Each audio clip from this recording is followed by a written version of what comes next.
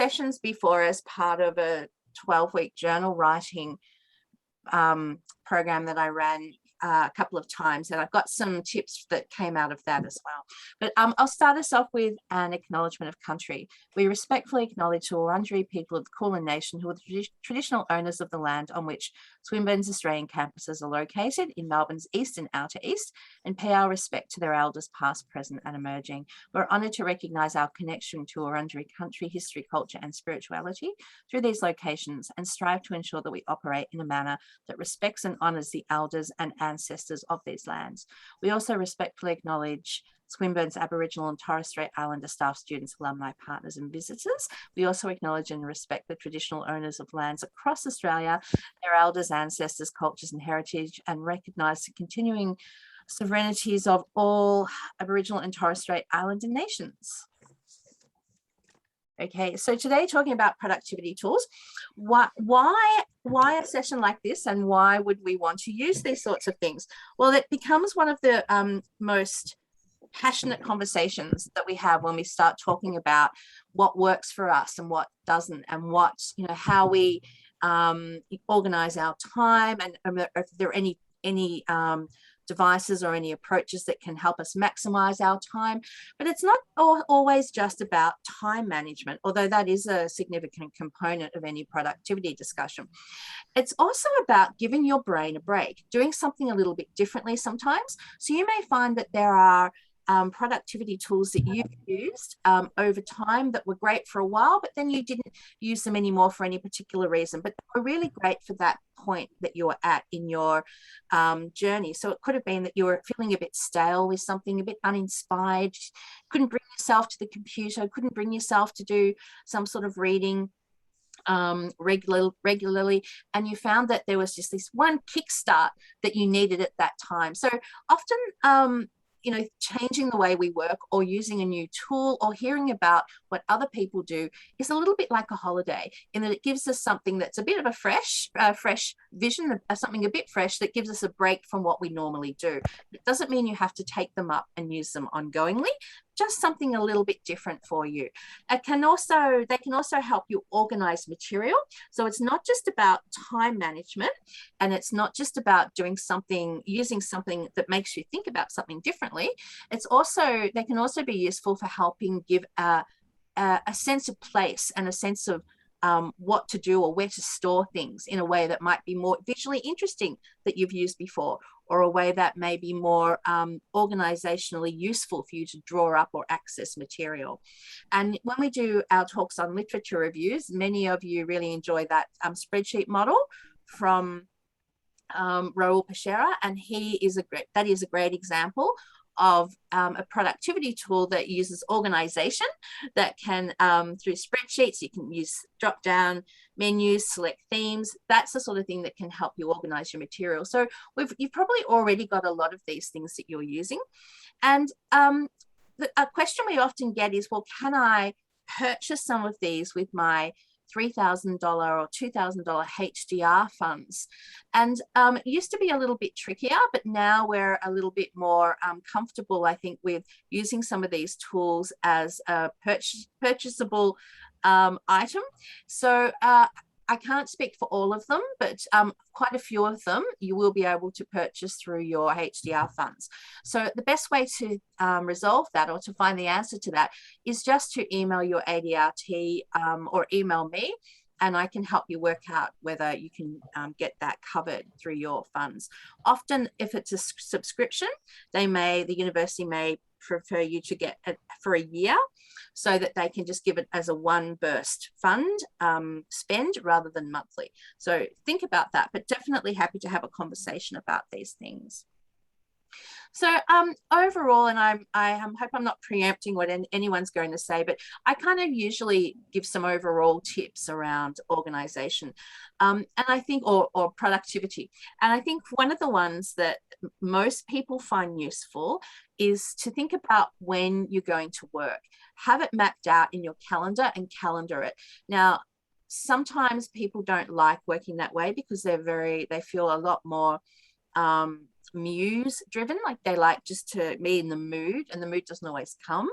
But the reality is you do have a deadline on the work that you do with your PhD, and there are deadline points across your candidature. So it makes sense that you do have some calendar points in your own working cycle that you can activate and come back to. So I'm a big fan of regular calendar appointments in there so that that time is protected. And it also gives you, it doesn't have to be long, they can be quite small. A lot of the time people find that smaller sessions get the job done. And I know that's the case for me. I have this absolute fantasy that on the weekends I will get uninterrupted time. It never happens, only if I get up super early, and even then the dog manages to find me and I have to do some emergency taking the old 18-year-old dog out to outside, clean up some mess, whatever. So even that is just not always reliable.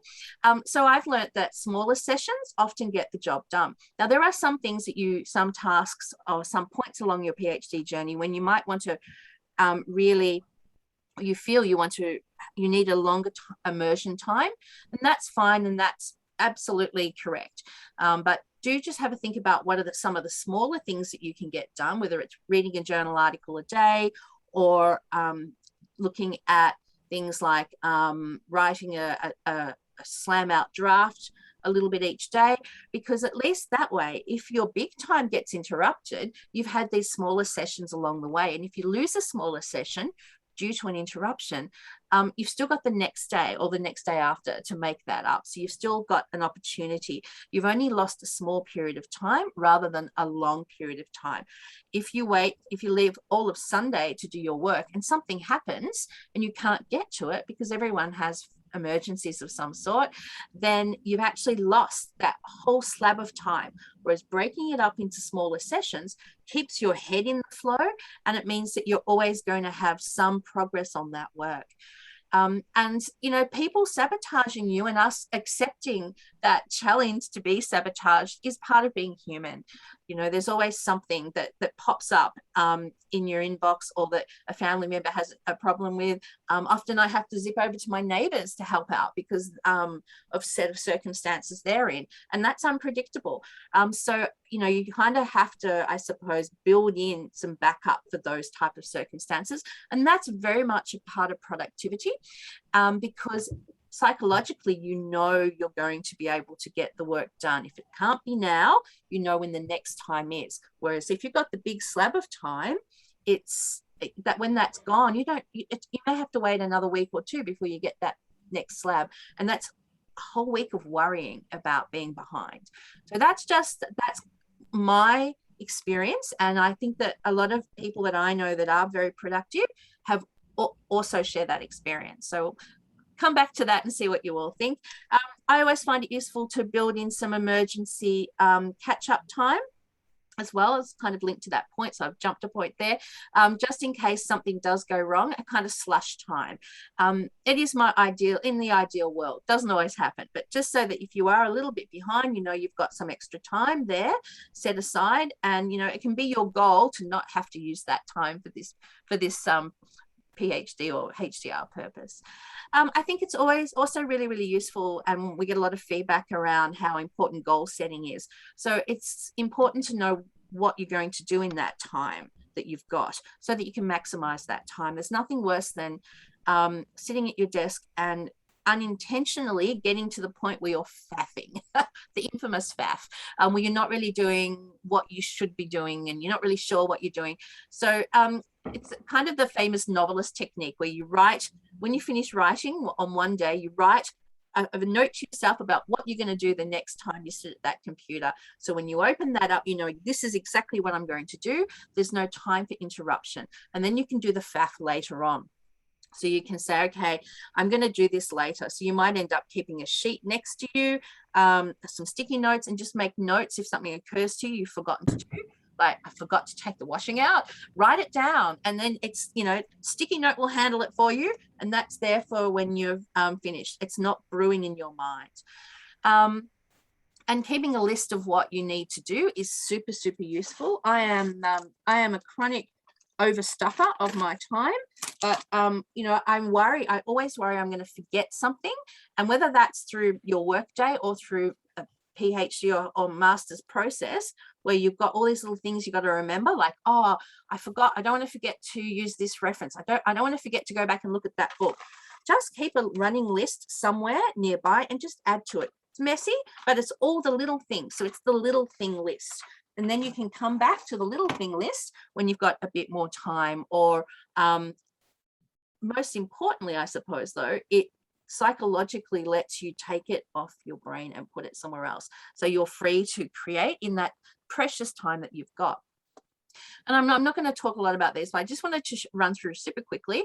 These are what HDRs have told us in our various sessions that they find the obstacles are for them to be productive, and the adjustments they've found useful. And a lot of these we'll be talking about in more detail today, because a lot of them you'll come up with, I think. So a lot of the time people are just really tired. They are really, really tired. They're balancing their work with other things. They're finding that they are unable to motivate themselves to come to the machine at the time they want to, because they are pooped, basically. And academic writing is very much a lot of thinking engagement, so it's additionally draining in that regard. People often find that one of the obstacles is when they rely on muse, when they rely on inspiration rather than being regular in what they do.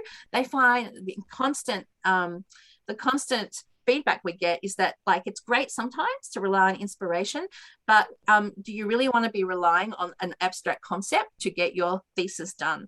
So that kind of measured approach to time allocation has been something people found is a good way to get over that worry. Also, one of the obstacles is the need for work-life balance. We don't ever get enough of the life bit usually, or if we're stuck in a point in our PhD, we don't want to, or our masters, and we don't want to go back to it, then often there's a lot of life going on that we kind of retreat into. So that's often a struggle in terms of productivity, is that work-life balance. So everyone's feeling that. And one that comes up quite a bit is collaborator wrangling, which can be working with your supervisors, working with, if you're working on a PhD or a thesis that has other reliances, you need data from someone, or you're working with a data set or a set of something, and you're waiting for someone to complete something to give you that. Interviews, waiting for people to agree to be interviewed by you. They're a set, they're not really collaborators, but we can just kind of put them in that dot point. So that can be an obstacle that people feel take a lot of time from their life as well, waiting around for people to do things. And Belcher's book, Writing a Journal Article in 12 Weeks, has some interesting tips for dealing with collaborators. So some of the things that people have said worked overall, and as to help overcoming some of those obstacles, setting a certain number of words a day can be useful. It doesn't have to be beautiful, polished words, can be rough words. Snack writing or time writing, and we'll be talking about this today as well. Doing little bits whenever you can. Used to be public transport was a popular one, maybe again soon, or having small bits when you can. Setting office hours, a bit like you would be if you're going to work. Quarantining, going to work from 9 to 12 or 7 to 12. John Grisham works from 7 to 12, the famous legal thriller writer. Thinking about working out what you're doing, planning ahead, double checking where you're at all the time, making sure your plans are realistic. People found that one of the big challenges is what you set yourself to do in one day is actually what's achievable in a week. So being realistic about pulling your goals back. Writing in the morning, which I know Greg's going to talk about. Finding your routine, working out when you work best is one of the key things to productivity, and ultimately where the majority of the obstacles occur in your day, and maneuvering your productivity space, your time, away from that. Also, people said that they often feel pressure from people, the interruptions, people constantly coming out, people wanting things, requests from others. The challenges around that is central to setting boundaries. So putting the sign on your door, or saying, look, I really want to do this, but I actually can't do it now. Give me 20 minutes. Just give them a time frame somewhere else. There is no easy way to that, for sure, because that, especially if you've got kids, tried to tell a child you'll be with them in 10 minutes. It's not going to happen. So that's a challenge. And we just need to recognize that and not be hard on ourselves if that gets in the way. Things like writing retreats, cafes, shut up and write's really useful. We'll be talking about those. And morning pages, which I'll talk about now because we'll move on to other things after this. But morning pages is a method that's been created by Julia Cameron. And she suggests that what you can do is open up a file or a page on your notebook, and you just, before you write, before you start your session, you do a brain dump of everything that's worrying you. So it's just free writing. It's like, oh my gosh, I have to make sure I can't forget to put the washing out. I'm really worried about this other deadline I've got later today. How am I going to get to this? It's basically kind of an equivalent of the sticky note of worries put to the side that I mentioned earlier, or the sticky note of brain interruptions, that you're kind of giving a spill out on the page of all the subconscious things that are floating around in your head, which then gets them out of your head. So it's that kind of same idea. And that can be 10, 15 minutes. I think that's a bit long. 5 minutes is fine. It's kind of like chucking the worry doll under the bed or under the pillow if you've ever used a worry doll. And then it vacuums out the worries in your brain and puts them there. And they'll still be there, but it gives you that freedom. And sometimes people find language challenges is really a block to productivity. So if for some reason you're feeling you're not grasping academic writing scholarship, or if there are some quirks of the English language that you're not quite across yet, don't let that stop you. Slam it out. Write whatever you need to write in the way you need to write it. Then you can come back and tidy it up another time. So the main challenge to that kind of approach, of course, is that if you're up to second drafting, that is the time when you need to do that finessing. So the slam it out approach works quite well for earlier drafts. And I'll just run you through a couple of quick ones. Thanks, Jess, who mentioned to me the Pomo focus. A Pomodoro is a really great technique, and a few people might share their experiences with that today. A Pomodoro is basically timed writing with breaks. So you might write for 20, 25 minutes and then like full on just slam it out and then stop and have a chat with someone if you're in a group. A lot of the time we run these on Zooms or Teams, or get up and have a coffee, or give yourself a reward of something, walk outside, and then come back within the 5 or 10 minutes and do another lot for 25 minutes. Personally, I find when I do a Pomodoro myself, I do 10 minutes because 20 minutes for me will inevitably involve coffee or getting up. So I need a shorter space of time. And these are particularly useful for slamming it out, but you don't have to. You can use that time to work on redrafting, but because it's that smaller period of time, it's just enough that you get immersed, but it's short enough that you're not going to that you're not going to wander off. So that's that key to finding that right time for you. But the Pomodoro app is available on just a website. You can use it for free, or you can subscribe to the app. So if you just go onto that link there, uses what you see on the red image, you just click start, you choose the time, and then it just goes and it ticks down, and then it alerts you when it's finished. So the idea of this is that limited time makes you focus. You have less time to faff. And Peter says she loves a good Pomodoro if she's feeling distracted. Yeah, it helps to get me started. Totally. And look, a lot of us Pomodoro everything. We Pomodoro our emails. We Pomodoro, not our lunch. We might Pomodoro reading and then writing. So we might do different time settings for different activities. So interesting to see which ones work for you. And I'll come back to that one. So I might actually just open that to you if anyone, does anyone have any other Pomodoro techniques they'd like to share? I do work with Pomodoro. Yeah. I actually use it on Spotify. There's Pomodoro playlist. So they'll actually play for like a 25-minute song or a tune, and then they'll ring a bell at the 25 and then play like a 5-minute break tune and then ring a bell again. So if I have the background music playing, I'll still do the whole Pomodoro technique. Yeah. Terrific. Excellent. And how long do you do it for, Linus? Is that like 25 or 10 or? The playlist is the typical 2-hour block with 25 work, 5 minutes break. Yeah. Terrific. Very good. That sounds great. And Marianne says she puts her mobile phone in a drawer and shut my Microsoft Outlook so I'm not distracted by emails. That's a good one, actually. And that brings and I'll jump to, I'll come back to this one if we have time later, but that brings me to the next one, and then I'll hand it over to Linus and Greg, who have share a few things. Forest is one that's designed to stop you playing with your phone. And a couple of students recommended this to me, and I've never used it. But what they say it does is that it grows a tree. So it basically, the minute you start using it, you have a tree start growing. If you do anything on your phone, it will kill the tree. So the tree will just die. And the idea is the more you write, or the more time you're working and not using your phone, then you are growing a forest, you're growing more trees. And there are some options that you can use with the paid version, or the full version. You can actually get it to yell at you. Who needs that? But anyway, it's a thing.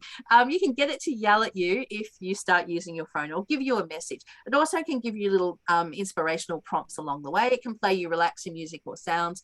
And there is also the option where you get some rewards or some coins for when you're growing trees, and you can donate them or give them to an organization who will go and plant a tree with that. So interesting option. So I don't know if anyone's used Forest here. Yeah, I have. How'd you find it? I really love it because I like seeing my forest grow, and so I just don't touch my phone for hours on it. And what happens when you do touch it then? The tree you're growing in that specific block will die. Oh, okay. So you can't grow your forest as quickly if you keep playing with your phone. Good-o. Terrific. Yeah, and I think that is the trick, isn't it? Is to control your environment and make sure that you work out the things that distract you most and remove those from around you. So that's one that a lot of people have suggested. So look, I've got a couple of others, but I thought I'd hand it over to Linus and Greg to share. So would one of you like to go first? I'll let you two choose who would like to go first. Greg, would you like to go first? Would you like me to elect someone? Yes, I think maybe you can pick either of us first. All right. Well, look, Linus, you're in front of me now. So you go first, and then we'll come to Greg, if that's all right with Greg. Okay. I'm going to stop sharing, and you tell us what because you've got some, if you want to share the screen, you're able to. Yeah. Tell us if you like, whatever you Okay. So I think productivity is different for everyone. So it's really about finding what works for you at whatever particular point in time you are in your PhD. What I realized that I started with at the start of the PhD is very different to what I'm using right now. And things will evolve. I was talking to Carolyn through the email, saying that at the start I was using this app called Ginkgo, which is kind of a tree-like structure, card writing technique. But then I think, and that was great when you were reading a lot and having drips and drabs of information from everywhere. But towards the end of the PhD, I stopped using that because I already have the information organized. I just need to translate all the bullet points into text. So I think when it comes to productivity tools and methods, don't be afraid to switch when you need to. Don't be stuck in one. If you realize that it's not working for you anymore, switch it. In just I guess just to understand a bit more of everyone here, like, is there any, like, who's in the first year, second year, third year? First. Okay. So I think perhaps one of the ways, one perhaps useful one is, how do I set up my literature review? Reading a paper, putting it into reference manager, annotating it as well. So I will show you what I do. And first, I will need to share screen. Yep. Okay, where do I start? All right, so share my screen. Desktop 1. And it's going to be a little bit slow because I just switched to a Mac from a Windows only a few weeks ago, and I'm restarting the whole productivity lineup itself.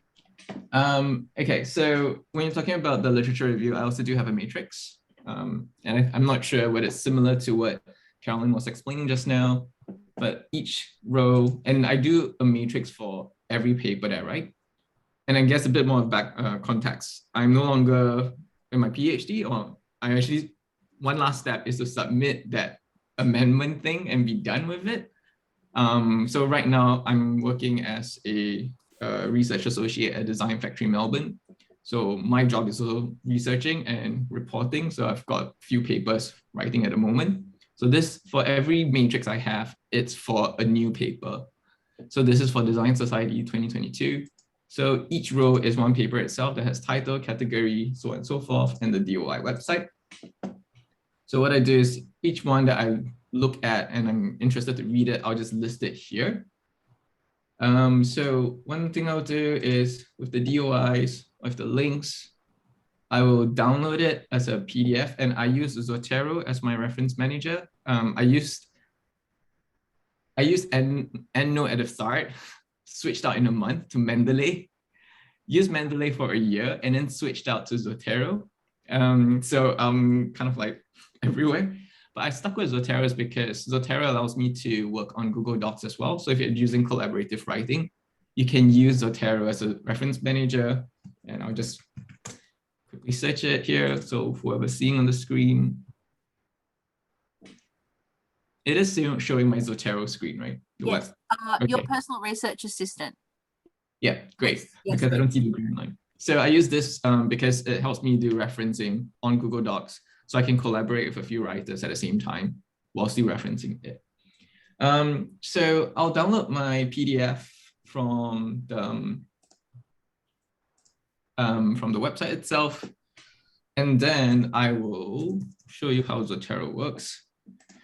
So, okay, Design Society, for example, these were here itself. The other thing is I save my PDFs on Google Drive. I don't save it on my local desktop.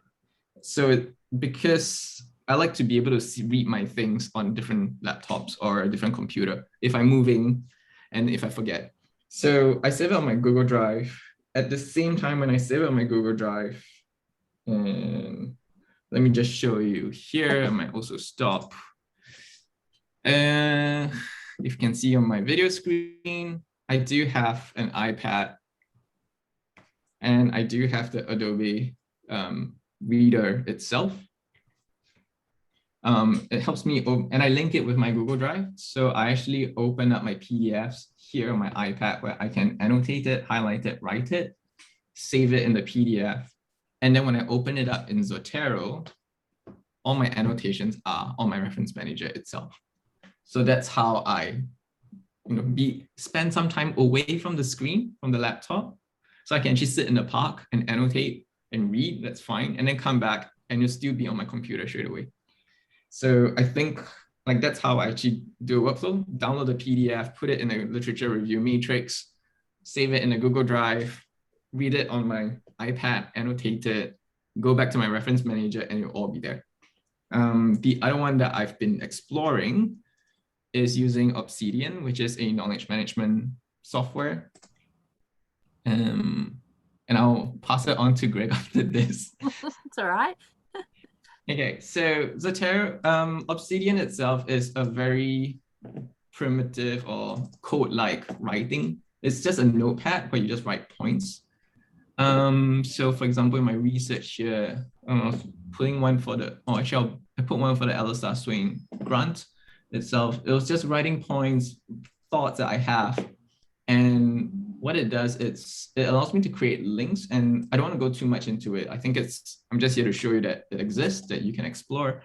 But once I put links itself, I think this is the best part about Obsidian, which is it creates a network of all your points or notes in it. So for example, here, you can, like, if you see on my screen, I hope it's clear. There's some really big ones. So if I hover over it, this one is about why learning on the job is more important than ever. And that's one of the most prominent notes that I have. The other one being Alistair Swain grant, detox residency, how great coaches ask, listen, and empathize. So here itself, I can just keep writing notes and not have to think of the bigger picture. But what it does, it helps me link all the bigger pictures or link all the notes into give me a bigger picture itself. So exploring the concept of third space, which links to my detox residency, which also links to the third places paper itself, the notes, understanding this rarely mentioned concept. This is from website articles. So you can see like, here's learning, and my thesis is about learning. Half of my thesis is about learning. So, it's doing a good job. It's showing me the bigger picture without me having to craft it personally. But that's just how I put my random notes or chart down my random notes about research ideas, topics, as well as turning literature reviews all the way into Reference Manager. Sure. And is Obsidian free or is that a paid program? It's free. It's only paid when you want to share it with other people. So if you're doing a collaborative knowledge management, then it's paid. There are other alternatives like Roam Research. I found it quite difficult to use or quite restrictive to use. So I went with Obsidian. But yeah, it's a very different way of organizing. And when you compare it to Ginkgo, whereas Ginkgo is more, it's more linear. Yeah. Much more linear. And so it's about structuring like what's in each section and moving things around. Yeah. But this is much more about, that's more of a creative ideas linkage. So. Yeah. Ginkgo Writing app is really giving you the structure. So it's kind of like moving bullet points up and down. So there is a link, maybe I'll put it in the chat. Whereas Obsidian is really just free flow. There's no boundaries at all. So for a person who, like me, myself, oh yeah, Peter was saying that, use Roam Research. I'm just looking through itself, the chat. I think when I like to explore really different ideas and different topics, so Obsidian helps me pull it all together and actually show me the connections, which I probably forget all the time. Yeah. That's why we forget what we've got too sometimes. There's that article hidden away in a folder, whereas being able to have a visualization. And I think that's the best thing about Obsidian and perhaps Roam Research as well. For example, you write some notes about a paper in 2018 where you linked one of the concepts called learning. And then 4 years down the road, you're reading another paper, you also link it with learning. Obsidian will just match those two together. Then you can go, oh, 4 years ago, I've read this. Let me bring some points back up. So Roam does a similar thing where you can, if you're like, oh, this is about like learning and you can click into it and be like, oh, I've talked about this before. I've read something about this before. Yeah. Yeah. And I think that's with all these personal knowledge management softwares, that's the whole point. It helps you link things up and nothing gets forgotten. So it might look very messy and overwhelming, but I think that's the beauty of it as well. Yeah. Like the universe. They're all stars in the universe of your research. Yes, the research constellation. Yeah, very nice. Exactly. And so Eugenia says, yes, she saves her, what's the chat? I lost it there. So she saves her PDFs as well on OneDrive. And Eugenia also uses Evernote for random thoughts and notebooks. So Eugenia, did you want to tell us a little bit about Evernote? He's driving. I'm sorry, I'm doing school drop-off. I can't see you. So I was just trying to record only the people speaking. Yeah, I was like settling my kids. It's always a school drop-off hour here in Singapore. So I just always tune in and I just turn off my video. But yeah, he's gone off to school. But yeah, Evernote, I love the Obsidian research constellations. That's amazing. I use Evernote. I didn't know about Obsidian, but it sounds like a more efficient tool. For Evernote, it's a random notebook for me, essentially. So when I need to access my reflection, especially in the narrative research, sorry, I'm just trying to do a very dangerous thing. I'm gonna park up there. Yeah, and I find that it's helpful for me if I have a certain thought after an interview, and I actually do a voice recording, and it transcribes it into words. So I might just be rattling off to my phone, and it records into a reflective note for me. So I find it helpful for that. And I realize I have so many Microsoft Word files on my computer that eventually I don't know how to organize it. So then I wanted to have an app that I can access across different gadgets, right? So I can do it on my phone, I can do it on my laptop. So I find that quite helpful for pinning down, random thoughts, or when I'm doing some kind of note writing after a literature review. So I think Linus's was like extremely neat. I probably can't do that. I probably expend all my energy doing that Excel, but I would have a reflective note for every literature that I read, and then and you can put hashtags, so that's really helpful, and tag on words. So then I can just do a search and it would come out. Yeah, so that's Terrific. me. There you go. And I think, Eugenia, it's a perfect example of your ability to multitask. Oh God, oh, this is Yes. housewife me. Yeah, very realistic. I love that we get to see Singapore. Take us on a tour. Terrific. Well done. Thank you. That's great. Yeah. And I think also, I know someone in our Shut Up and Write group in the morning, Amanda, uses OneNote, and she has tabs at the top. So I do have an image of that. So I'll see if I can include that in another presentation another time. But that is a kind of similar program. For sure. Yeah. But look, what I'll do, I'll hand it over to Greg to share some of his insights. And Greg's worked in the corporate world for many years, and like Linus, is very efficient. And I'm always inspired by what I learn about how to be a better organized, a more organized person, better organized from Greg. And then after that, we can open it up to you to see what you've got to share as a group. So Greg, would you like to tell us about what works? Thanks, Caroline, and thanks, Linus. Very interesting stuff. I want to start, I'll come onto the presentation in a sec, but just a couple of quick things. My desk faces the wall, so I wouldn't have a clue what's going on outside, and I don't want to when I'm trying to work. The other thing is I do have a weekly sheet. So I have an A4 sheet, and I have each day written out there what I'm going to do each day. So that is a pretty simple, rough and ready way of keeping track of what I'm supposed to be doing during the week. So I'll go share screen now. This is he, hopefully. Is that showing? Not yet. No, okay. And while you're doing that, Greg, oh, yep, Linus has answered. As you're doing that, Greg, you keep going on that. Loretta has said, how much time do you spend adding files to Obsidian? Linus says, not much time at all. It's just ideas for note-taking, not summarizing. Thank you. All right, great. So am I there now? Yep, you are. Okay, so I just want to talk about Otter and YouTube. So I'll come through this now. It's a pain. Here we go.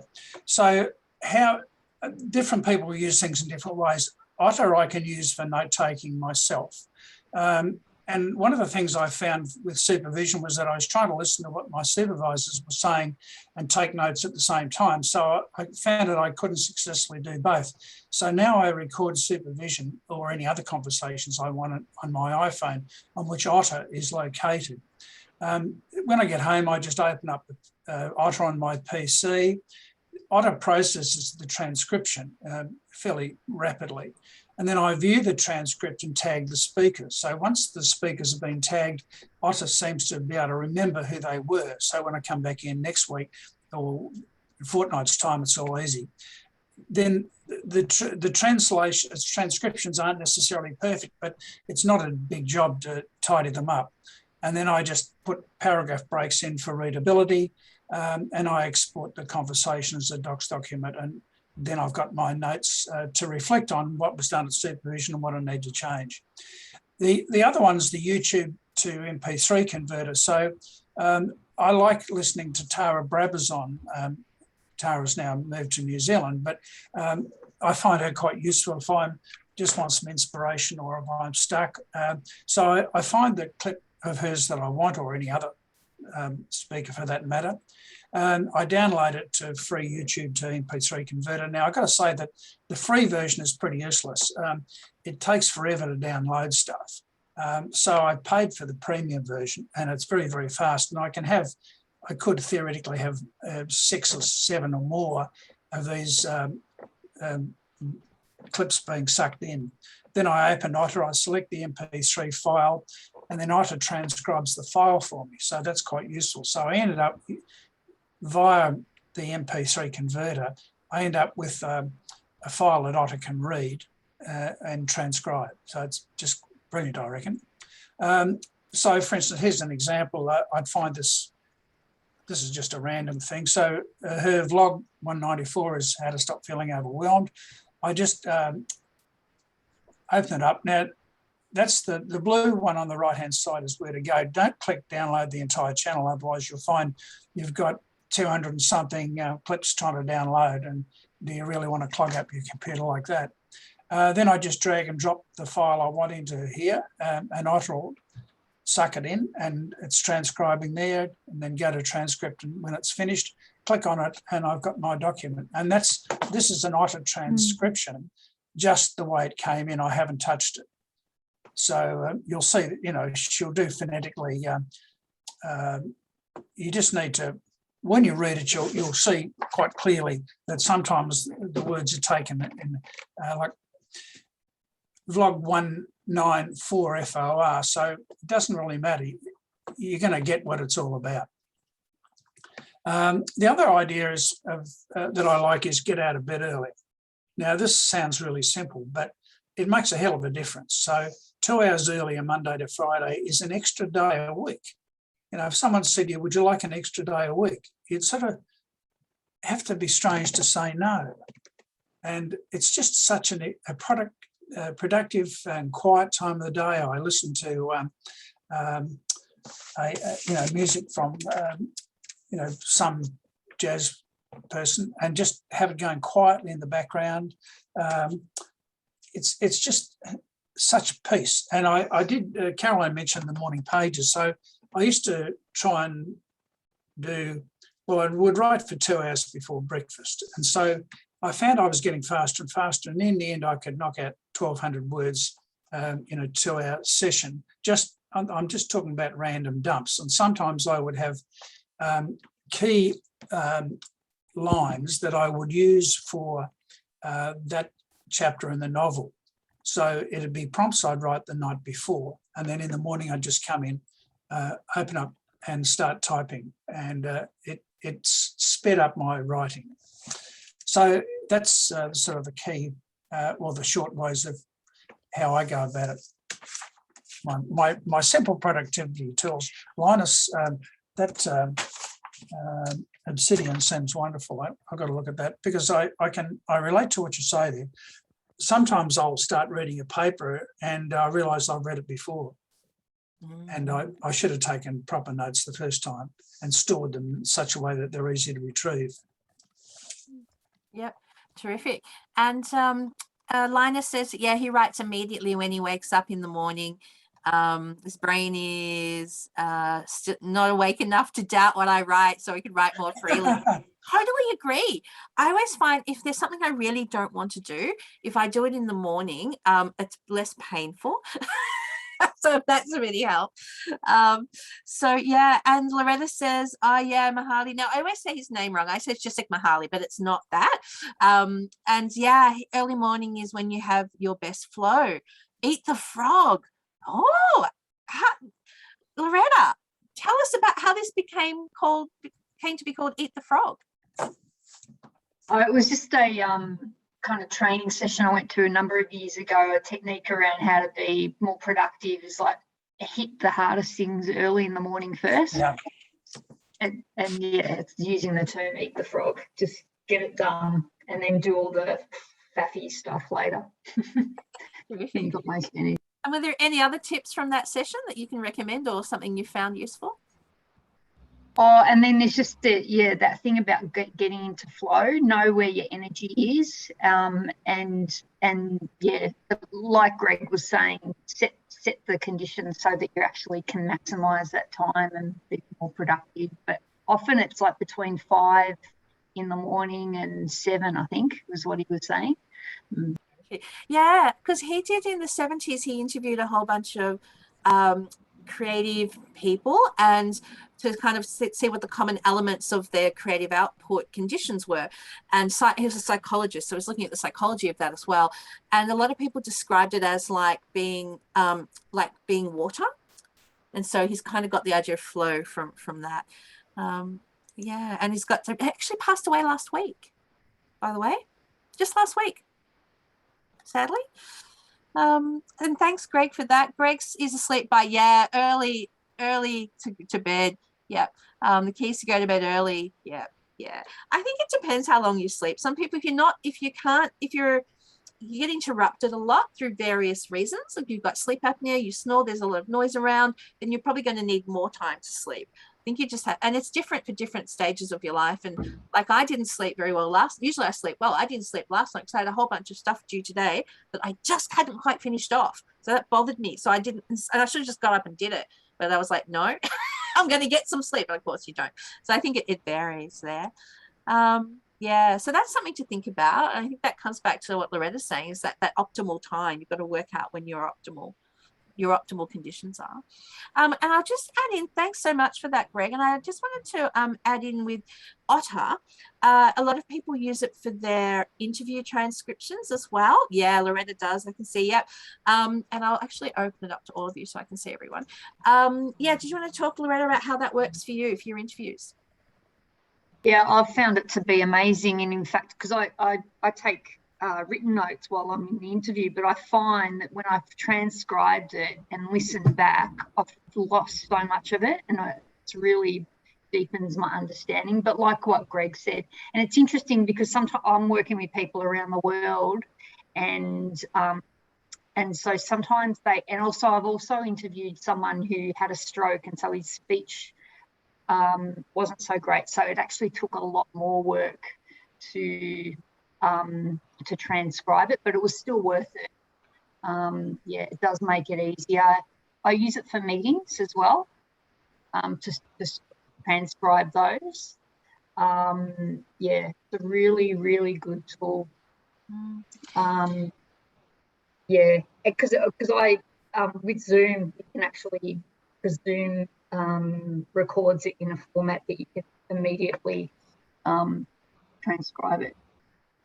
Yeah, and it's drop it in. You can drop anything that you can drop your recording if you've done it externally into Otter, and it will transcribe it. And you just, as Greg said about the oddities of language, and it can't capture everyone's interpret everyone's words, you do need to tidy it up when you finished. But generally it's quite good. I've got Otter, but I also use Microsoft Word, the newer versions, and I do this because my newer computer's over there, which has a text to speech, and I use that a lot.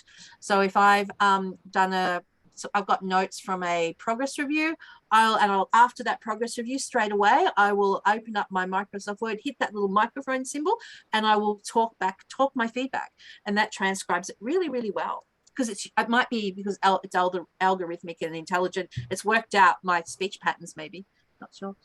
But yeah, opening it up to everyone. Anyone got anything they'd like to share that they've found? Oh, Linus, sorry. Yep, go for it. Slightly odd look about transcribing. I do find that transcribing can be a faff as well. You might feel like very accomplished once you've transcribed everything, but realistically, you might only use 1 or 2 sentences from the whole transcription itself. So I do use Otter, but I don't bother cleaning every single word up. I just listen through it.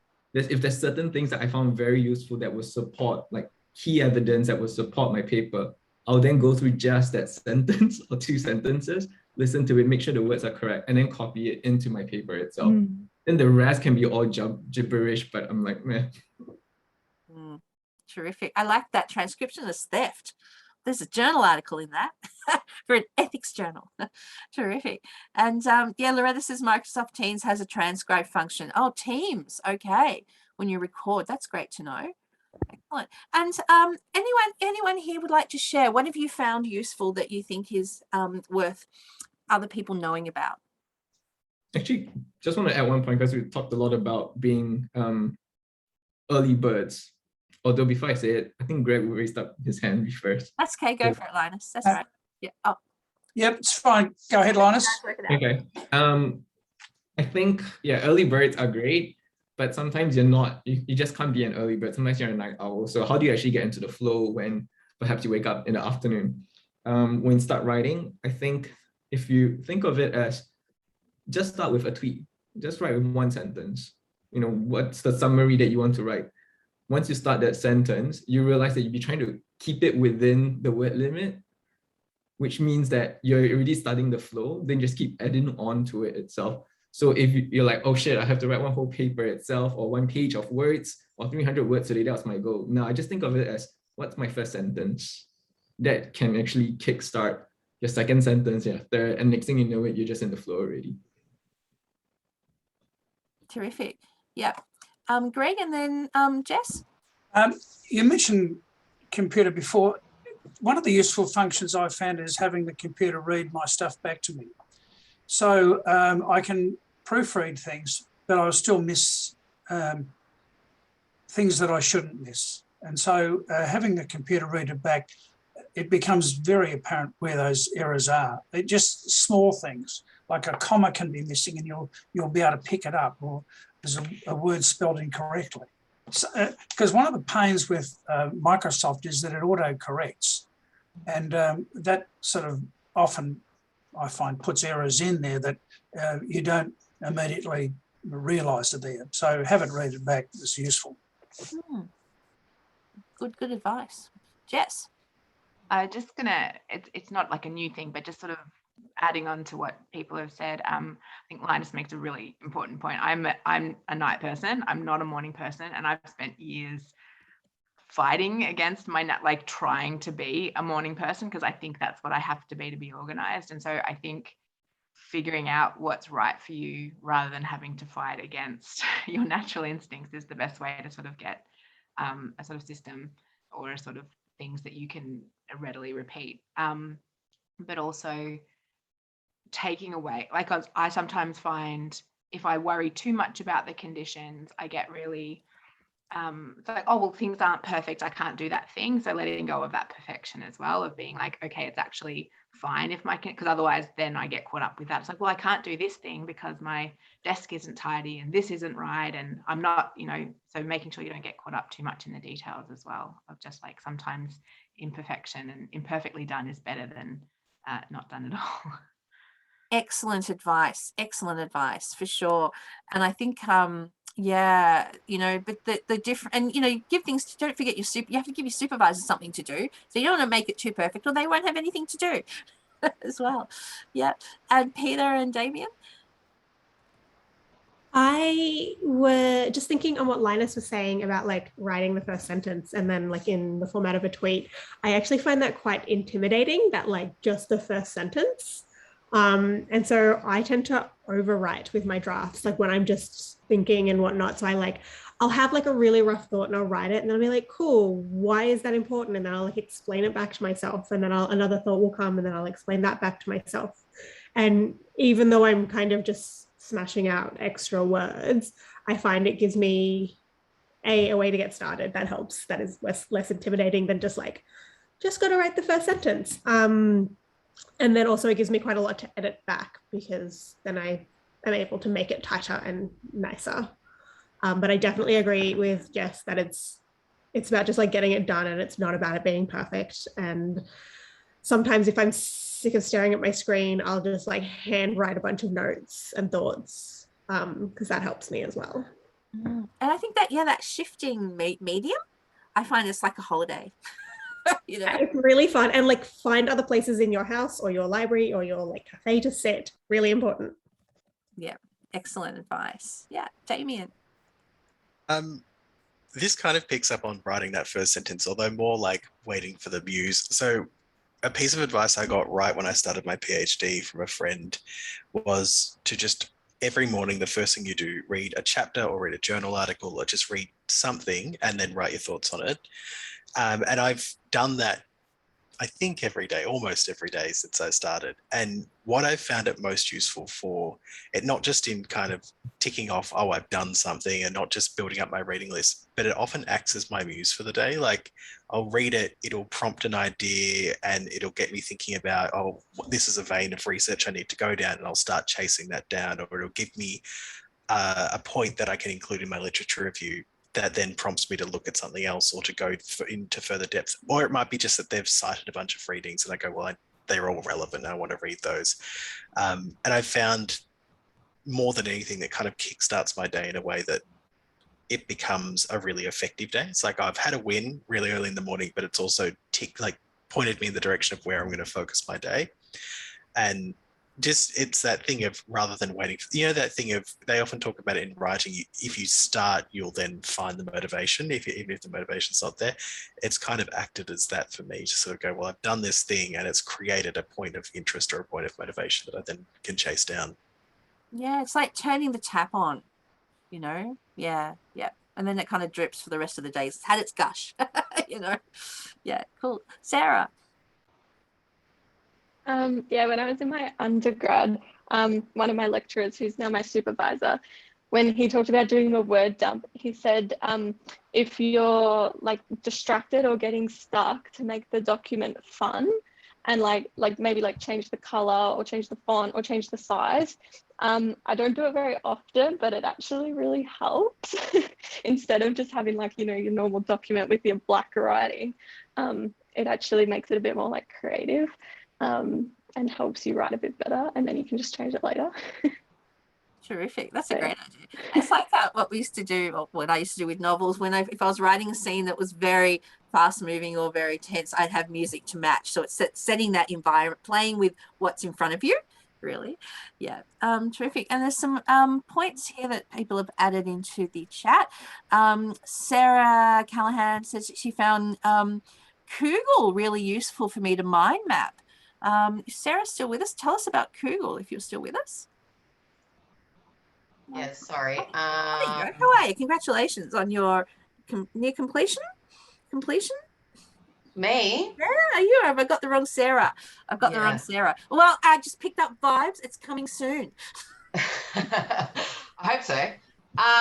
Yeah, I use a lot of what's mentioned, Zotero, Evernote, and Evernote you can import into NVivo, which is awesome. But yeah, using Kugel or Coggle, I get really stuck in writing and bogged down in writing and rabbit holes as well, like you said, Linus. So I find using that just helps me, and especially during COVID as well, not having access to really chat it out with people or chat it out with supervisors running upstairs to their office or something. So I've found mind mapping for me kind of helps break up my thoughts and break up my writing, and it's really colourful and creative.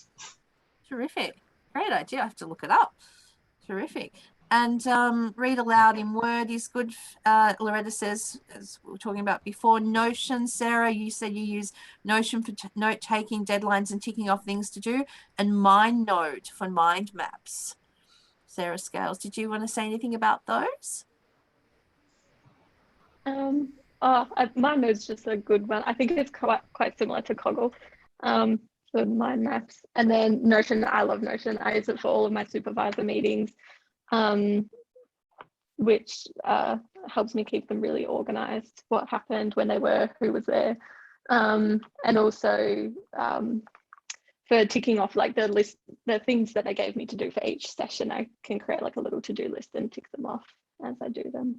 Terrific. Yeah, and Linus mentions that it's a bit like my Miro, which I've seen, which is like a visualization program.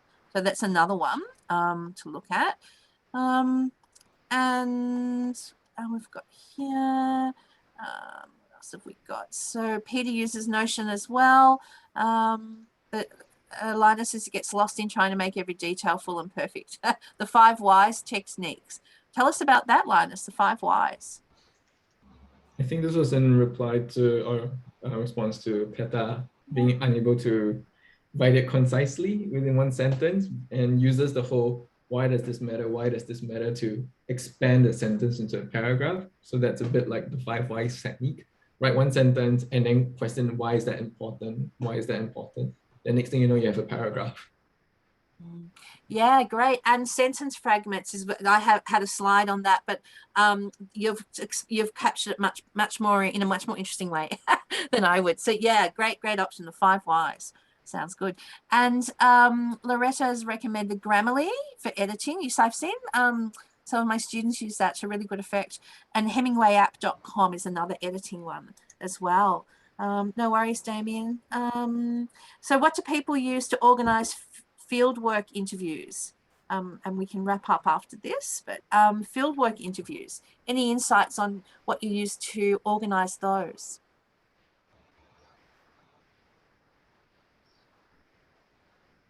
No worries, Peter, thank you.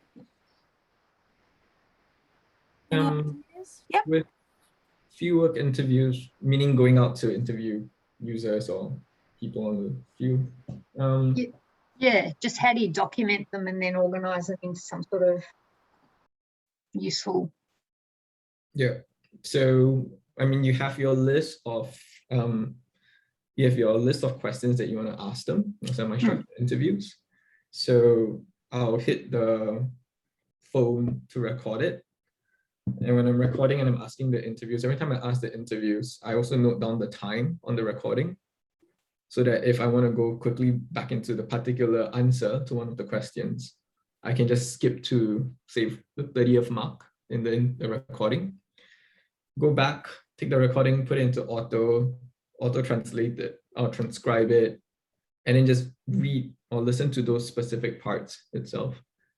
I tend to listen to it once, again, take down notes, and then go to my paper or the thesis, go through the questions that you're trying to solve, and then search for the answers within those transcripts, rather than, and perhaps it might be different because I'm not sure what's the aim of the research question. Whether is it to explore or is it to find out specifically? Mine was to find out specifically.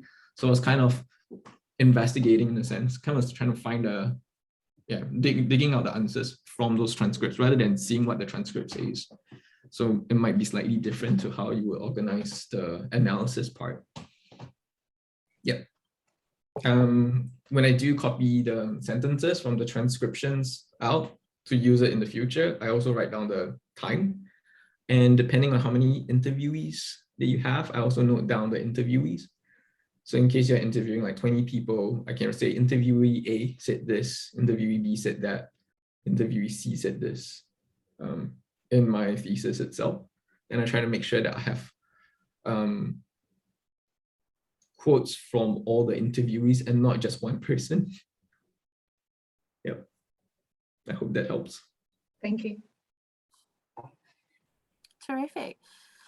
Okay, thank you for those. I'll download I've got them noted down, all the different tools you've mentioned. Thank you for your contributions, and I'll send them around to everyone. And I'll also put them on the HDR Canvas site as well for SSMFE students. Any further ones before we close? No? Eugenia. I was just wondering, sorry, I can't see the chat group. Someone was asking about organizing fieldwork for interviews. I wonder what you mean by that. Like, what's your challenge specifically? I suppose because I've just started the interviews, and I'm going to have a lot of different interviews with different sorts of stakeholders, and then it's about all the analysis. So it was really about what software people are using and how they're organising themselves, so that it can, it's not then just one big mess that then becomes, what are some kind of tips and tricks to kind of be more efficient about it. So are you thinking about the questions set that you might be looking at? Or do you have like different question sets, or It could be your thoughts after the interview or in Yeah. between. I mean, even the basics, like for at the moment, I'm because I'm at the moment it's all Zoom, so I'm transcribing. But even when I'll be eventually, hopefully, seeing people face to face, typing them up, putting them onto Word, then in vivo, like I just wanting to know how other people are managing the information, pulling together, and so then they can analyze it in a reasonable way. I guess probably Linus's reply would be more relevant to that. I just collected more than 20 interview transcripts, and it's all via Zoom as well. Again, I found Evernote was working really well for me. So I have a question set. I have the same question set as a template for before every interview, and I label it as the person with all the details of that interview. And I would use that because I'm on Zoom. I would use that as a template for me to put in down notes as the interview progresses. Sometimes I need to review the question set as well because it's not in order, right? So it's a semi-structured interview. So that helps me to organize my thoughts for the next interview because I may not run the questions in that certain order. So having a template in the background with a run through the Zoom interview helps me get it along.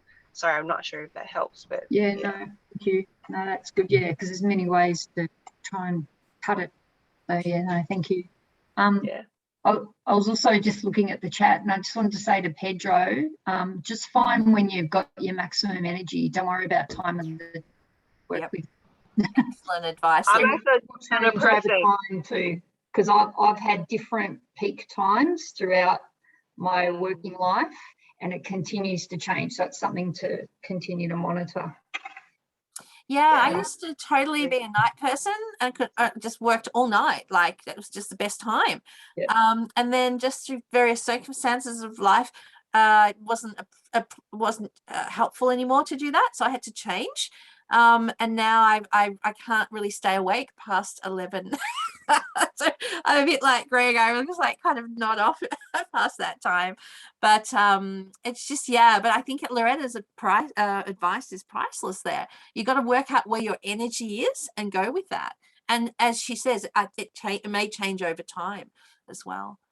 And depending on different circumstances, because since we've been in lockdown and I don't have to be places, I can do a more natural sleep pattern for me. It was different when now that work's starting back again, where I do have to be up at a reasonable time to be able to go and do things. I have to bully my sleeping patterns into what fits in with the rest of the world a little bit more. But yeah, it was actually a real positive for me when I was working from home. I could set the hours that fit my natural sleep patterns better. So I like that concept of bullying your patterns. It does feel like that. And I know Greg has something that he's learned about changing habits. How long does it take to change a habit, Greg? Or I think you've got I remember you've mentioned this to me. You're on mute now. Sorry. I think ultimately it's probably a week it begins to settle in, and then probably 3 weeks all up. But the thing is, getting out of bed early is really about the first 2 meters.